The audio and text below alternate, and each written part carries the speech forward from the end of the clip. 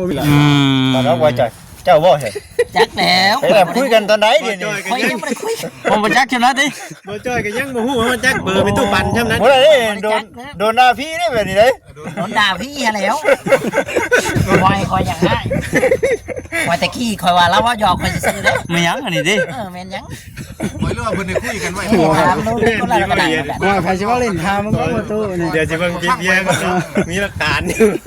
จักแล้วผู้เอาในโทรศัพท์กับมึงนี่ แม่นบ่ จ้อยนี่แหละเรา โทรศัพท์เปิดกล้องคุยกันข้างในบ่ จักแล้ว ยันพังกับเสียงขี้อยู่จ้ะ คนหัวคน เพื่อนเราอยู่นี่บ่เพื่อนเราใกล้ๆนี่บ่ หลายจ้อยเครื่องไว้เพิ่นกูจ้อยแล้วเนาะจ้อยนี่มันเป็นไปบ่ได้คุยโทรศัพท์ บ่รอ พ่อน้องแต่บ่น้องแห่งใกล้นะ เจ้าจ้อยบ่ เออ พอต้องเตะไปจัก ยันจ้อยบ่ต้องเตะจ้ะ บอกห่วยคอยขึ้น แต่ว่าเราตาลายไปจักเคยคนลงจอยไปจัก แต่ว่าคนถือจ้อยว่าวันนงเนี่ยมีพี่ปอบ่มาเหยียบเทื่อดอกบัดนี้ แล้วว่าได้ โอ้ตัวเดือดยังไงบ่ คอยงงเงานี่นะคอย แล้วก็มา จะ เห็น เห็น ได้ ได้ เป็นการขึ้นกับบ้านรถไปน้ำชูคอยได้ก็ดีกินนี่ได้แล้วเนาะเขาจะคอยกันนั่งบ่ถ่ายคลิปแล้วเสิ นาเพิ่นสิถึกด่ามึง แม่ย่านอยู่มื้อนี้แหละมื้อนี้เนาะ จนว้าว ช่างเป็นเนาะ แต่ว่าบ่เป็นหยังเนาะเราจำคนผิด จำคนผิดแล้ว เราจำคนฟิตนั่นแหละ โอ้ย โดนพี่นี่ติมัน มันโดน ตอนผิดคนเห็นทั่วได้บ่นี่คอยเอาลงบ่จอยถึงได้แล้ว กูตั้งหลักนำบ่ทันเลยนะเนาะ แต่แล้วมันยังเข้ามากับขนาดปักแม่ ก็ด่าบ่นี่ ด่าเจ้าสื่อ ใช่ยังไง ใช่ยังไงแล้ว ไปสัตว์ไปเนาะมันค่ำได้มาสิมาอันนั้นได้มานี่ มาบอกน้องๆเพิ่นได้ไม่หายบ่ล่ะ กระดาษ เดือนน้อยไปเบิ่งนี่แล้วก็บ่ กระดาษใส่บ่ได้นี่ บ่น้องๆได้น้องไปใช่น้อง น้องผมคำดูเพราะว่ากับเป็นยังดอกเฮาก็สิได้สะตามอุชุกใช้เฮา เดี๋ยวมีแขนเส้นนึงก็ ดีใจเนาะ กิจการเป็นกวางลำรวยมันเลยลงไปลินน้ำห้องก็มีแต่ไปทั่วอยู่ดอก ห้าไทยต้องเตะดีบ่ข้านออกมา ทานมาพังนี่ แล้วเป็นเบ้าง่ายๆว่าเราน่ะ จะได้ยินเสียงไปบ่จ้ะ เพราะทางอันป้านี่น่ะเราจะเป็นแบบนี้เนาะนิสัยเราเนาะ ขนาดช่วงหนึ่งยังด่าน้อง บอกมึงเดือ นี่บ่เพื่อน น้ เรา อง ใหญ่ กับ บ่ สวนกับออกคลิปเบาอุลิอยู่เด้น้องสวนกับนะ ตอนนั้นบอก เมนต้นมาขอโทษ อ๋อว่าผู้เอาเราอยู่นี่สิมีแต่เบาดิเบาดิช่วยเหลือครอบครัวเราหลาย เป็นคนคุ้มนะนะ คนคุ้ม อืม แต่ชวนหลายผัวแล้วนั่นสิบ่ค่อยเว้าหยังไผเนาะลุงมันใส่นี่เนาะ แมน จำเป็นคนที่ว่าบ่ค่อยปากเนาะ หนาจึ้งแบบนี้แล้วบอจอยเขาถึกด่าตัวนั้นกะ มาลาอย่างเดียวแบบนี้แหละ จะคือบ่เอิ้นบ่จะคือบ่เอิ้นบ่บ่ต้องด่าเสีย โย่วะว่ายังดังแค่วะอยากนอนได้บ่ผู้นี้ก็เลยว่าในนี้ เป็นไดเราเป็นประสาทสิบ่ โมหูแล้ว เดี๋ยวว่าเป็นโรคประสาทซะดอก ค่ำแล้วเมียถ่าเฮ็ด ขออนุญาตด้วยนะ เลย มาจิกลับเลยว่าเมียถ่านะบัดนี้ แค่แน่อยู่เนาะแค่แน่อยู่เด้อเข่งขาบ่ได้ว่า บ่ได้เบ่ง เบิ่ง บ่ได้เบ่งใน ปกติอยู่ซ้ำนี่ ธร เนาะ รมดาเราแต่เช้าได้คุณเนี่ยจนเท่าบ่ว่าเป็นบ้างคุณได้ทำมีโอกาสได้ลงไปคุณกัน อยากเห็นรถคนอยู่นะ บ่ อืม ที่ไปเยี่ยมข้าวเถื่อตอนอยู่ หา นั่น เพื่ ก็ อ ได้ แล้วไปจอดได้ยินเนาะก็เห็นเนาะบ่จริงเนาะ จะไม่ก็โดนบ่จิตอยู่แล้ว ไม่ก็ซ้ำกันนั่นแหละ เพิ่นชื่อข้างหลังว่าเพิ่นก็ไม่กูว่า เพิ่นอันข้าวน้ำเกลือเนี่ยมันสิโดนชุ่มอ้ายก็เลยทางอันญาติพี่น้องเพิ่นไปอยู่ผมมาเนาะแต่ให้ผู้เพิ่นอยู่น้ำหัน น้ำเกลือทงใหญ่ๆนะ ตรงใหญ่นะรับ แล้วคอยสิผูกแขนน้องคนก่อนแล้วคอยเผาไม่ใช่ เอาอันน้อง ยังไปหาผัด บ่ แก ยัง ง ไป อยู่ หาผัดแทนอยู่ ก่อน หรือว่าจะมีบ่ บ่มี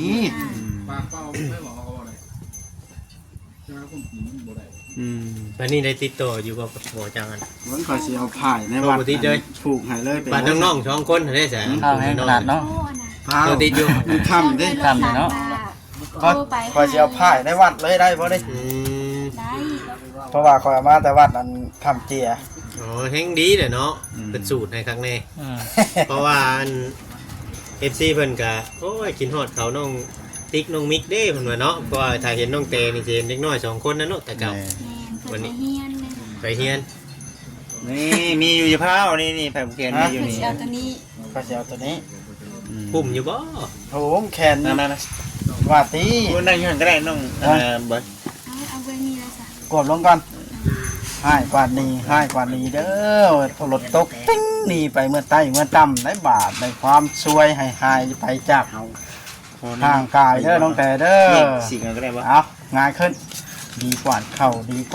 ควันเจ้าจงมาโฮมได้บาปในขอให้เจ้าดีเศร้าไว้เป็นโรคภัยหยังก็ได้เด้อให้มีแต่โชคแต่ไสมีแต่ความหมานได้บาปนะหายไว้มีแต่ร่ำแต่รวยปันไปที่เป็นจานแท้จันบอส จานบอสดีๆนี่เนาะนี่ต่อไปขอให้เจ้าอยู่ดีมีแห้งความเจ็บอย่าได้ความไข่อย่ามีเด้อน้องแต่เด้อบาทนะให้เจ้าเฮงๆให้เจ้ารวยๆให้เจ้ามันอ้าวดีเศร้าไว้เจ็บขาก็ได้โอ้ยไปแต่บ่เป็นเบ้า โอเคขอกลับก่อนเด้อบาทนี่กลับก่อนทีมงานเด้อ เลย ครับสบายดีสบายดีจอยชาแนล สบายดี ปีแล้วยังบ่พอเนาะเนาะจะเป็นเรื่องเข้าใจผิดเพราะว่าคนชื่อจอยคือทั้งพ่อเราเว้าอย่างนี้คนชื่อจอยมันหลายจอยเจ้าพ่อน้องแต่จักเจ้าฮะพ่อน้องแต่คือจ้อยกันเนาะกันได้จะมันบ่งบอกเนาะมันหลายจอยคือว่าเนาะแล้วจะว่ามันบ่งบอก ใครเป็นไผจอยไรนี่เจ้ากับบ่ถามแท้จอยเจ้าผู้เดียวนี่แหละมุ้ยไผดอกว่าซั่น มึงไว้เราคือจอยเราคือจอยเจ้าอ่อนงอ โอ้ยไปตายเอาป่าบ่อยชินฮัดเอิกได้ฮะอาหารดีๆแห้งได้หายไว เอาคือมาสั่นเถอะ โน้คนกำลังคือกล้า ๆเรายังตก เรายังตกใจอยู่ แห้งเด้อเจ้าอยู่ให้จัง เอาบอกว่าเป็นเบ้าเด้ เราใส่กันเลยลูกทุกคน บนนู้นบ่ทำให้คนนี้เก่าปั่นมาเด้อน้องเต๋อเนาะให้สุขภาพแข็งแรงไว้ให้มันให้ยืนเบิ่งน้องเบิ่งนุ่งได้ไปทางใดมาทางใดก็โทรถามกันเนี่ยได้เห็นเนาะคิดว่าบ่เห็นไปไกลกันนั่นเลยได้เนาะมันยืนเนี่ย เนี่ย โทรหาเนี่ย แม่นทั้งพอทั้งหยังก็นั่นน่ะไปพุ่นกับเบิ่งกันเนี่ย ให้เศร้าไว้เด็กๆก็ได้ เนาะ พลังของพ่อคือเจ้า ระมัดระวัง ให้แฟนกันแท้เนาะ เบิ่งกันแน่บ่ เดินทางตลอดปลอดภัยเด้อ โทรเอามีหยังก็โทรเอาโทรหามันไกลกันเด้เฮาบ่ได้ โทรเยี่ยมโทรคอยกันดิ จักมื้อใดวันใดได้บัดนี้ได้เนาะเอาดีๆมีแฮงสุขภาพเข้มแข็ง เมื่อใดมีโอกาสแล้วเนาะ แม่ เมื่อใดมีโอกาสยังพากันลงไปเยี่ยมพยายามเบิ่ง พบกันใหม่เนาะแบบมื้อนี้ก็คือว่าเดี๋ยวพี่น้องเอ้ยได้คำอวยใส่พรนั่นแหละอยู่ดี มีแต่บางทีเฮาได้ลงไปทางใต้ทางหยังกันตั้งแต่ เละเนาะเละกินน้ำกินในกันบ้านต้องแต่ก่อนหน้า กินทางอยู่บ่ เบิ่งแย่งลูกเต้าจนออกจากห้องหมอเนาะคือว่าได้อยู่ดีมีแฮงเนาะสุขภาพเข้มแข็งมือกระชันเป็นยังไง จะได้ทีด้วยไหม นี่มันคนยืนเด้อ ได้หลายมื้อแล้วไปจักเขาบ่มาบ่เจ้าก็มาหลายมื้อแล้วบ่ ติดปลายเลย เราเฮงทุกคนเป็น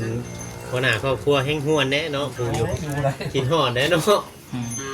ลูกกำลังเป็นตะแพง เนาะ ตาบ่ได้ เป็นยังไงยังมีผู้น้อยอยู่ป่ะ มีผู้ชาย มีผู้น้อยอยู่ดิ มีร้านอีก อาศัยที่เราแง่ผูกผู้ใหญ่เลยอ่ะซอยก็ได้ซอยพอในเดียว ปลูกมันหลายอะดีบ่ชิมจัง แค่ตาปลายของผม พ พ่อได้ใส่อยู่เล็กๆน้อยๆเลยครอบครัว ใครกูบ่มีในเฮ็ดเนาะ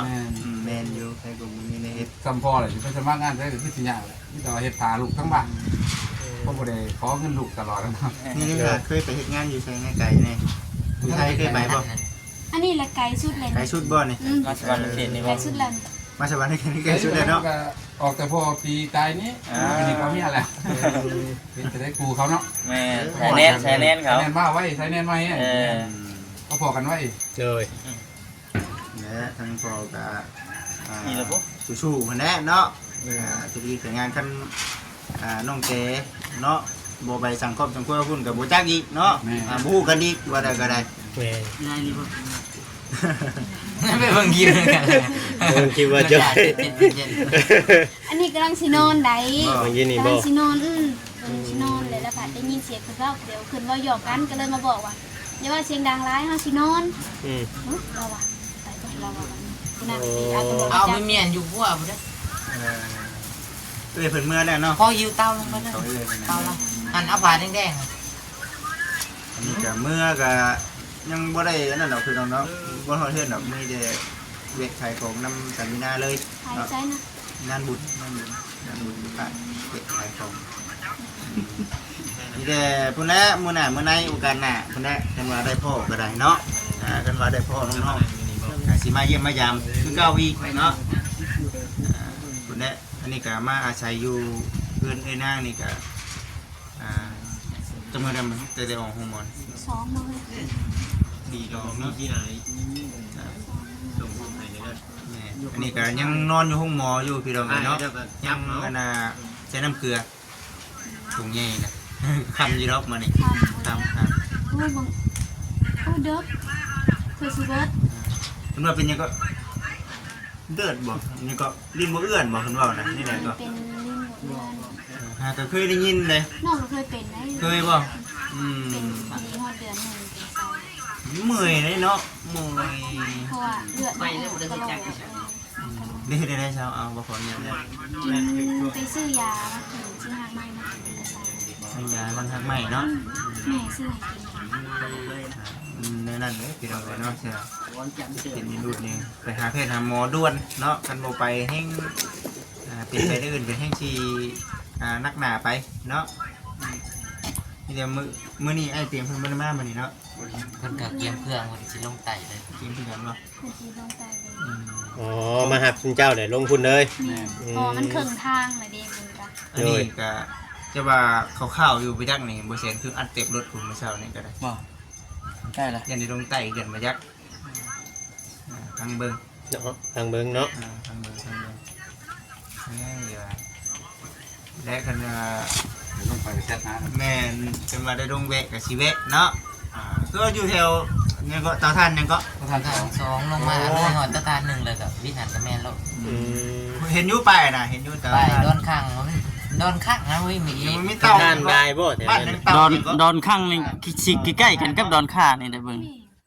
แม่นนะว่าจิเด้อดอนข้างสิใกล้กับดอนค่า โดนขาโดนกระเดีย มันจะอยู่แถว มีกระดอนเนาะ ทางหันแม่นแล้วแม่นแล้ว ดอนข้างนะมันสิติดกันนั่นน่ะ ยังเป็นว่ายังมาฮอดเด้ยังมาฮอดอันน่ะตลาดเด้คนว่าเนาะยังมาฮอดเนาะ มันสิอยู่เทิงพี่ เอาลงไปสิเราว่าเอาลงไปสิฮอดก่อนตลาดเนาะ 6 ล้านค่ะเป็นตลาดโค้งแล้วก็ไก่ เพราะว่าป้ายแถวนั้นชื่ออยู่พี่น้องเนาะมีหลายเตา สถานสองแมนโรดส่วนบ้านสถานสอง มันสิอยู่ข้างนั้นหรือข้างนี้บ่ ใช่มือ ใช่โอ้ก็ผู้ตำแหน่งนั่นแหละพี่น้องไงเนาะโมไกลกันปันไดเนาะไปทางนั้นกันเลยกันถ้าไปก็คำขี่รถเท่านี้ประมาณฮอดว่า2 ชั่วโมง2 ชั่วโมงไป เที่ยวเรื่อยๆเฮาตัวมันตัด แม่ เราส่วนตัวมันนั่น ร มา ถส่วน เจ้า ตัว มันคอยไปดูไก่ว่า เห็นใกล้เนาะทำอิฐเนาะ ใจประสงค์อยากมาได้ละ ใกล้เนาะ มามือทมิดขี่รถตู้มาบ่ แบบนี้ ขี่รถมีมา แพงรถตู้300,000 ฮอด3คนบอกตัวมี 2 คน1,000 บาทเบิดพอดี โอ้แพงเนาะ เส้นรถกินน้ำยา ไวบ่รถตู้น้องไวกว่ารถเมย์บ่ ไม่กรณีใช่ไหม ครับพ่อน ว่าพักตรงตลาดปักช่องตอนได้1มาต่อ คนได้สารเนาะจะได้สารเฮาใกล้จะหมดเวลาเฮาน่ะบ่ถึงเวลาเฮา เช็ดมวยได้บัดนี้ แม่ เนาะ น ทำเด้อน้องเด้อเนาะมาอื่นก็อาชีพบ่ได้มาชงเด้อเนาะแต่มีแต่ว่าสิได้ติดตามเบิ่งในคลิปที่อ้ายเพิ่นนั่นแหละเฮาก็เบิ่งอยู่แบบอ้ายเพิ่นไปทบิดกับเบิ่งตอนมาก็เบิ่งอยู่เนาะตอนเมื่อมื้ออื่นนี่ก็สิเบิ่งคือกันเมื่อฮอดบ้านฮอดช่องเมื่อฮอดที่ฮอดทางเฮาก็ดีใจนำเพิ่นได้บัดนี้มีแต่ช่วยกันเบิ่งแยงได้ก็ระมัดระวังเอาเนี่ยมันก็สิดีไปมื้อหน้าดอกเนาะ การอยู่อันกับบางอัน พอจอยไปเฮ็ดเวียกนี่อยู่คนละบ่นี่หากเตาถ่านคือกันอันนั้นก็ ใกล้ๆกันเลยลูก ทำอิฐนะเพิ่นก็อยู่ใกล้ๆกันแหละช่วงบ่เตียงเราไปเอาใบตะดินนะพูนเพิ่นอยู่พุ่น ไปเมืองมุ่นบัดเลยปักเสียไปพุ่นอีก โอ้บัดนี้น่ะเพิ่นย้ายขึ้นมาพี่อีกแล้ว ตอนนี้เพิ่นอยู่บ้านนนชัน ตอนนี้น่ะ แล้วไปอยู่พุ่น ทุกวัน อยู่ตุ๊ก โอ้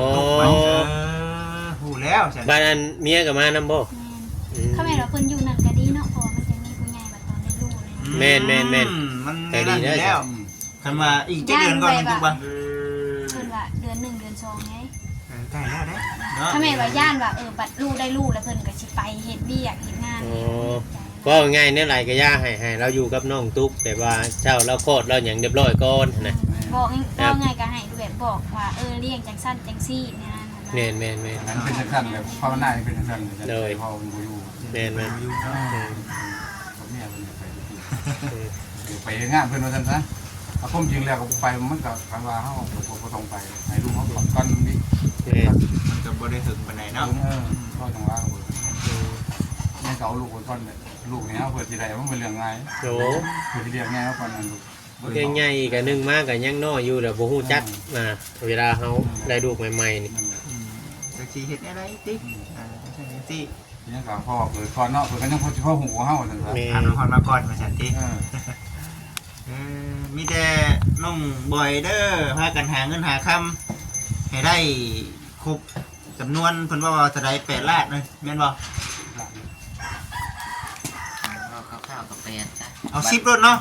เอา10รถเพื่อ ต้องนอนอยู่ดิขยุงขยะคือเก่า การได้บ่สิการ พอเด้อ บ่พอบ่ เพื่อว่าตอนสิไปเอาเด็กออกนี่บ่โอ้ เอา15เนาะเพื่อเฮา ตีประมาณ15ล้านพุ่นเด้ กินเพื่ออย่างเนาะ เจ้ากินเกลือยาคือว่านะ คนบ่ประมาทอ้ายน้องทุกคนก็เป็นผู้ใจดีใจบุญจะพาดให้แม่แล้วก็มาช่วยเหลือเฮาก็สิพอดูได้ โดย จะคิดเป็นยันขาน้องเนา